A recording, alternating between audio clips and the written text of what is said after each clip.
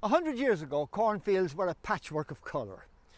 But the red poppies, golden marigolds, the purple pink corncockle and the blue cornflower were banished with the arrival of chemical herbicides. And today, only weeds of lower stature that can germinate and grow quickly and produce seed in the short interval between ploughing and spraying operations are able to thrive in situations like this. And among those flowers of lower stature, the brightest, at least when the sun is shining, is Scarlet Pimpernel.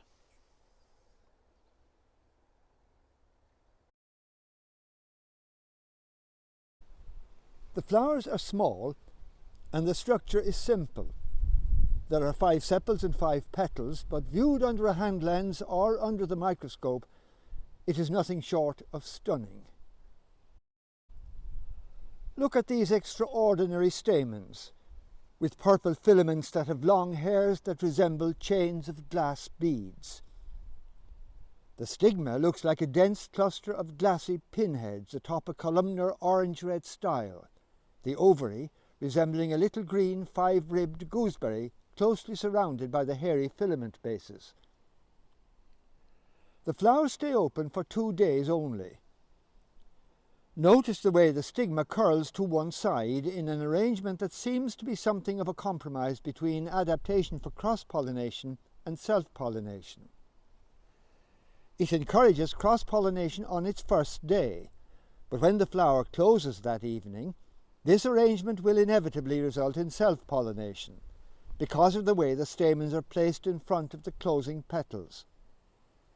And if that doesn't work, it will happen when the brush-like stigma combs pollen from the anthers as the corolla skirt is shrugged off at the end of the second day.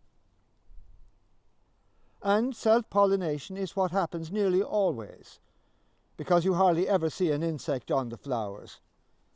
All of this floral splendour evolved for a different, long-ago entomological world, imprinted still in the flower's genetic memory. After fertilization, the flower curves down out of the way as the fruit matures. The fruit is the most elegant of seed dispensers, a capsule that splits neatly right across the equator of its little globe to expose the seeds. You would expect that when the lid flips up in this way, the seeds would be sprinkled out in the breeze as they are in the poppy's pepperpot capsule. But here something surprisingly different happens. The ripe seeds, of which there are only between 20 and 30, are embedded in a sphere of special tissue which detaches as a ball containing the seeds, and this ball can roll along the bare ground for some distance, shedding the embedded seeds as it does so.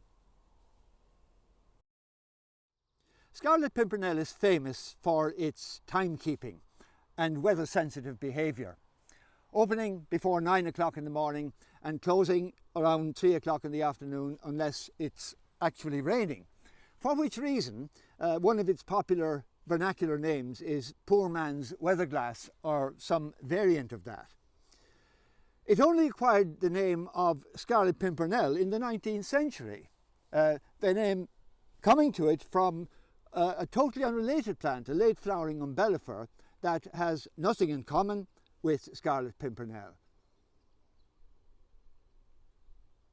Scarlet Pimpernel had an amazing reputation. Among the professional herbal doctors of medieval Ireland, the plant was known as Rin Rusha, and it was used for treating conditions of the eyes or for improving eyesight, as it had been in ancient Greece, probably because its sun-staring bright eyes suggested that this was the reason the plant had been created in the first place.